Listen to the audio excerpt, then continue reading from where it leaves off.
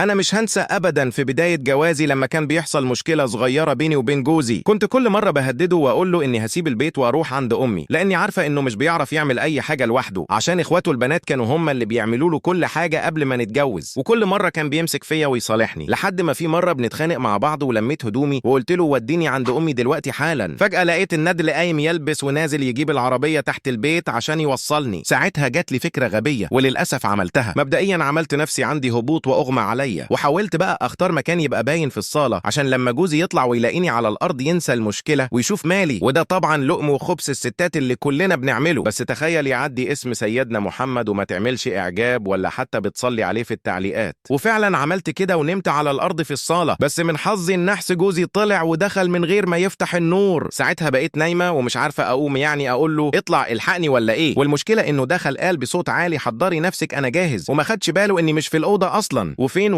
لما افتكرني وقام يشوفني، وبصراحة شالني واخدني على طول على المستشفى وكان مخضوض عليا، وكل شوية يقول للدكتور ده هي كل حاجة عندي طمني عليها ابوس ايدك. ساعتها الدكتور قال له اني تعبانة نفسيا ومحتاجة اهتم بنفسيتي شوية. وبصراحة الله يبارك له الدكتور ده دنيا واخرة، عشان جوزي اخدني خرجني احلى خروجة وجاب لي سلسلة ذهب عليها اسمي عشان يصالحني.